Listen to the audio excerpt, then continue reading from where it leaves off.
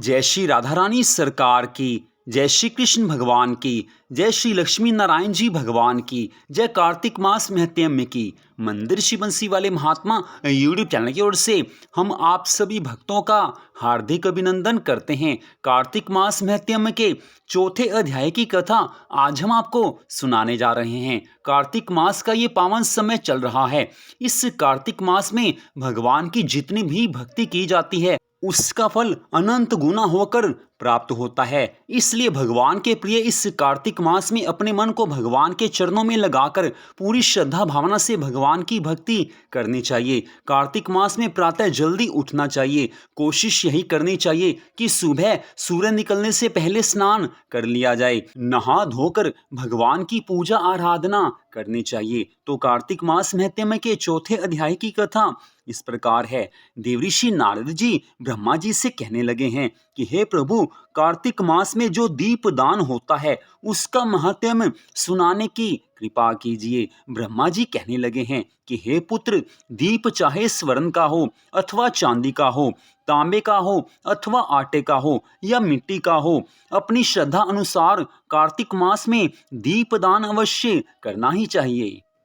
ऐसा करने से सब पापों का नाश हो जाता है। दीपक भगवान की मूर्ति के आगे अथवा तुलसी जी के वृक्ष के समीप, चौक, ब्राह्मण के घर, वृक्ष के नीचे, वन में, गौशाला में अथवा ताक पर चाहे घी का हो या तेल का हो जलाना चाहिए। हे पुत्र, भगवान तो मनुष्य की श्रद्धा भावना को देखते हैं। इसलिए अगर कोई शुद्ध घी से दीपक जलाता है तो भी भगवान प्रसन्न होते हैं, और अगर कोई तेल से दीपक जलाता है तो भी भगवान प्रसन्न होते हैं। व्यक्ति की भावना अच्छी होनी चाहिए। भावना अच्छी है, भावना शुद्ध है तो भगवान की कृपा मिलेगी ही मिलेगी।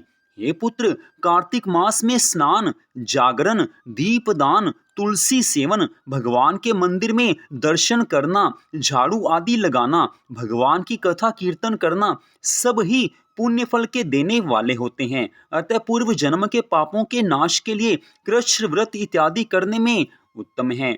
ब्रह्मा जी आगे की कथा का वर्णन करते हुए कहने लगे हैं कि हे पुत्र, स्त्रियों और पुरुषों ने जन्म से लेकर जो पाप किया है वह सब कार्तिक मास में दीपदान से नष्ट हो जाता है। इस बारे में तुमसे एक प्राचीन कथा का वर्णन करता हूँ। पूर्व काल में द्रविड़ देश में एक बुद्ध नामक ब्राह्मण रहता था। उसकी स्त्री बड़ी दुष्टा और दुराचार परायणा थी। उसके संसर्ग दोष से पति की आयु क्षीण हो गई और वह मृत्यु को प्राप्त हुआ। पति के मर जाने पर वह विशेष रूप से व्यभिचार में लग गई, पर पुरुषों का संग वो करने लगी है। उसको लोक निंदा से तनिक भी लज्जा नहीं होती थी। उसके ना तो कोई पुत्र था और ना ही भाई था। वह सदा भिक्षा के अन्न का भोजन करती थी। अपने हाथ से बनाए हुए शुद्ध और स्वल्प अन्न को कभी ना खाकर मांग कर लाए हुए बासी अन्न को ही वो सदा खाती थी। दूसरे के घर रसोई बनाया करती और तीर्थ यात्रा आदि से दूर रहती थी। उसने कभी भगवान की कथा भी नहीं सुनी थी। एक क्षण के लिए भी उसने कभी अपना मन भगवान के चरणों में नहीं लगाया। और जो मनुष्य जीवन प्राप्त करके भगवान की भक्ति नहीं करता, भगवान का भजन नहीं करता, तो समझ लेना कि उसका मनुष्य जीवन व्यर्थ ही चला गया है। हे पुत्र, एक दिन की बात है कि तीर्थ यात्रा में लगा हुआ कोई ब्राह्मण उसके घर पर आ गया। उसका नाम कुत्स था। उसको व्यभिचार में आसक्त देखकर वो ब्राह्मण देवता कहने लगे कि ओ मूढ़ नारी, तू मेरी बात को ध्यान देकर सुन। पृथ्वी आदि 5 भूतों से बने हुए और पीप और रक्त से भरे हुए इस शरीर को, जो केवल दुख का ही कारण है, तू क्यों पालन करती है? अरे, यह शरीर पानी के बुलबुले के समान है। एक दिन इसका नाश हो ही जाना है।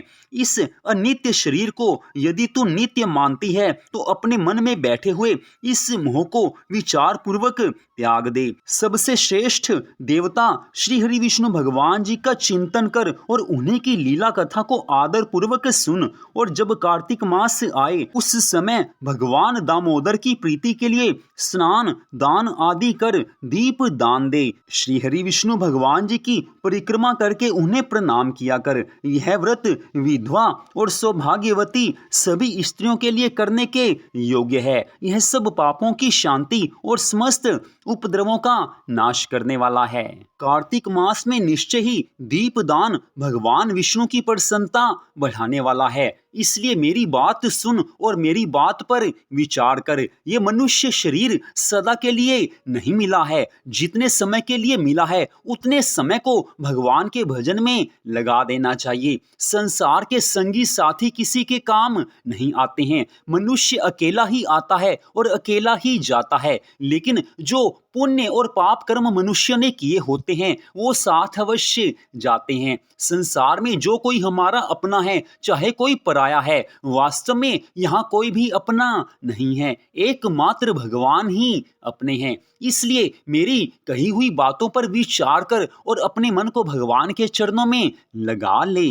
आज ऐसा कहकर वो ब्राह्मण देवता दूसरे के घर चले गए और वह ब्राह्मणी भी उन ब्राह्मण देवता की बातों को सुनकर पश्चाताप करती हुई इस निश्चय पर पहुंची कि मैं कार्तिक मास में अवश्य ही व्रत करूंगी। अब अपने जीवन को मुझे सफल बनाना है। सारा जीवन मेरा पाप कर्म में बीत गया, अब पाप कर्म से बचना है। ब्राह्मण देवता की कही हुई बातों पर विचार करके आज मुझे ये लगने लगा है कि मैंने जीवन भर पाप कर्म किए हैं। एक क्षण के लिए भी अपने मन को भगवान के चरणों में नहीं लगाया। न जाने भगवान ने मेरे कौन से पुण्य कर्म देखे हैं कि उन्होंने आज ब्राह्मण देवता को यहाँ पर भेज दिया। वो निश्चय ही मेरे लिए भगवान के स्वरूप हैं, जिन्होंने मुझे भक्ति का ऐसा परम सुंदर ज्ञान दिया है। मैंने तो अपना सारा जीवन वृथा ही गंवा दिया। पाप कर्मों में आसक्त होकर मैंने ये भी नहीं सोचा कि मुझे इन पाप कर्मों का फल अवश्य भोगना पड़ेगा, लेकिन भगवान की मुझ पर अनंत कृपा हुई है।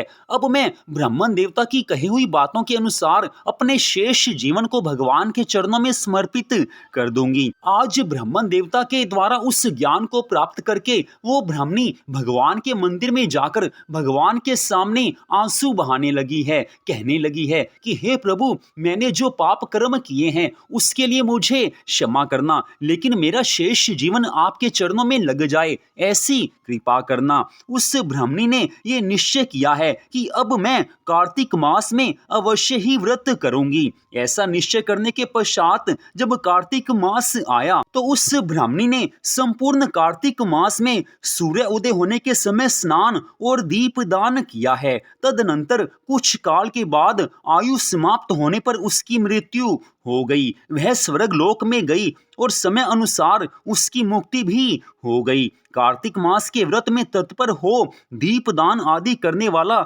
जो कोई भी मनुष्य इस दीपदान की कथा को सुनता है वह अवश्य ही मोक्ष को प्राप्त होता है।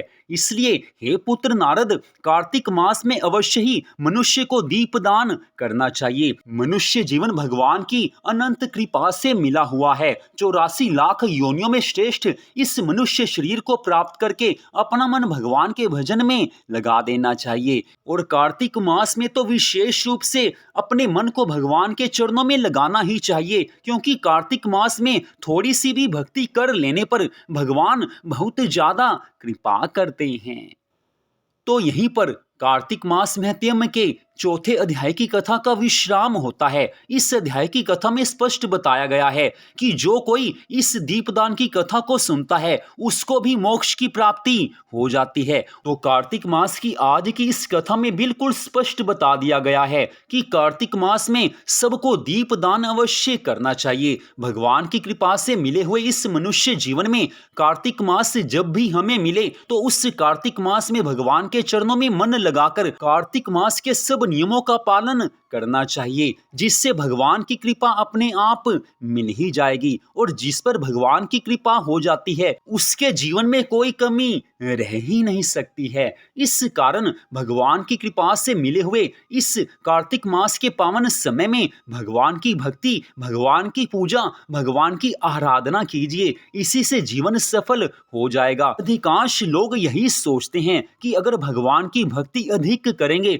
तो संसार संसार के काम रुक जाएंगे। लेकिन उनकी ये सोच गलत है, क्योंकि जो भगवान की भक्ति करते हैं उन्हें भगवान ऐसी सद्बुद्धि देते हैं कि वो संसार के सब काम करते हुए भक्ति में अपने मन को लगाकर रखते हैं। जो भगवान का बन गया भगवान उसके बन जाते हैं, और भगवान जिसके बन जाते हैं भगवान उसका कोई भी काम रुकने ही नहीं देते हैं। और यही तो आज की इस कथा में स्पष्ट बताया गया है कि अपने मन को भगवान के चरणों में लगाकर कार्तिक मास में भक्ति अवश्य करनी चाहिए, और दीपदान तो सबको अवश्य करना ही चाहिए। तो आज की इस परम सुंदर कथा को सुनने के लिए आप सबका दिल से धन्यवाद। आगे आने वाली सभी कथाओं को भी आप जरूर सुने। श्रीमद् भागवत महापुराण के एक अध्याय की कथा भी प्रतिदिन हम अपने चैनल पर सुना रहे हैं, उन कथाओं को भी आप जरूर सुने। तो मंदिर श्री बंसी वाले महात्मा यूट्यूब चैनल की ओर से आज की इस कथा को सुनने के लिए आपका फिर से धन्यवाद। भगवान श्री राधा कृष्ण जी की, भगवान श्री लक्ष्मी नारायण जी की कार्तिक मास महत्म की अनंत कृपा सदा आप सब पर और आपके परिवार पर बनी रहे। इसी मंगल कामना के साथ जय श्री राधा रानी सरकार की, जय श्री कृष्ण भगवान की, जय श्री लक्ष्मी नारायण जी भगवान की, जय कार्तिक मास महत्म की। जय जय श्री राधे, जय जय श्री राधे, जय जय श्री राधे श्याम।